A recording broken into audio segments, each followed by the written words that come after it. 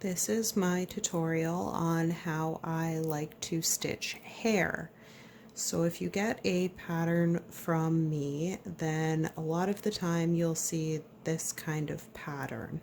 So I've got little dots for the single hairs or strands, and I've got long lines for satin stitches, which help to fill up the back of the hair and give it a little bit more depth and fullness without having to do a lot of single strand stitches.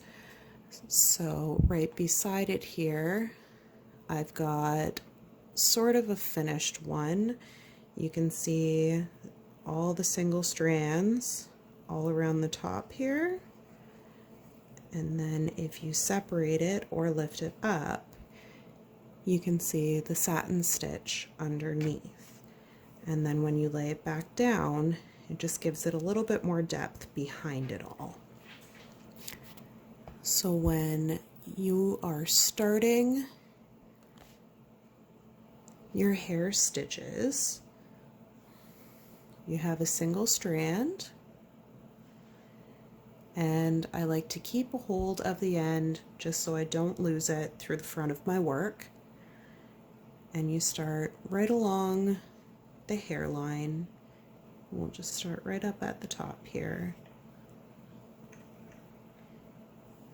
And you pull it through, keeping a hold of that end. We're just going to lay it down to about here. So you've got one strand pulled through, and then you come up through the back, leaving a small space between the two. Reason for this is so when you're stitching beside, then you're not accidentally pulling back through the hole you just came up through, and you're leaving a little space for your next strand of either the same color or alternating color, whichever look you're going for. And then I'm trimming the loose thread right where the other one is. So then with this same strand,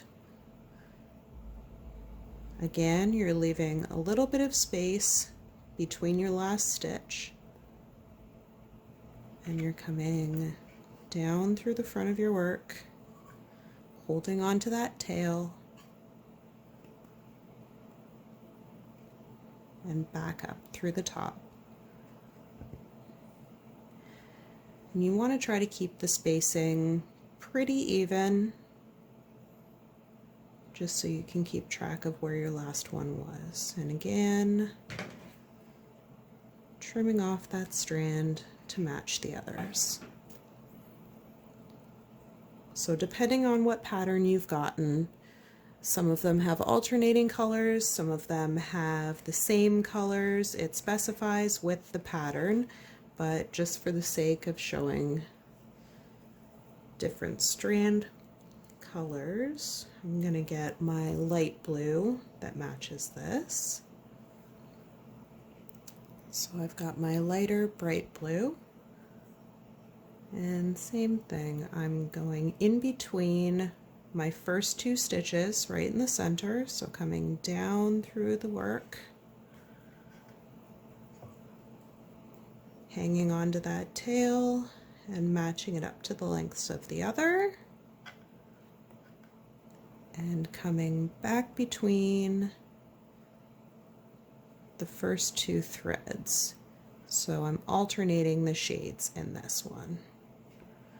Pulling back up, making sure to hang on to that tail so you don't lose it, and trimming to match.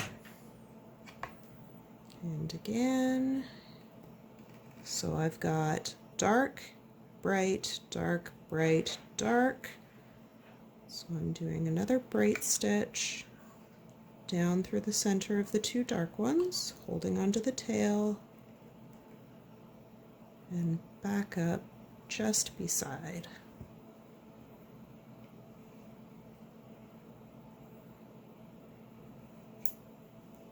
And trimming to match.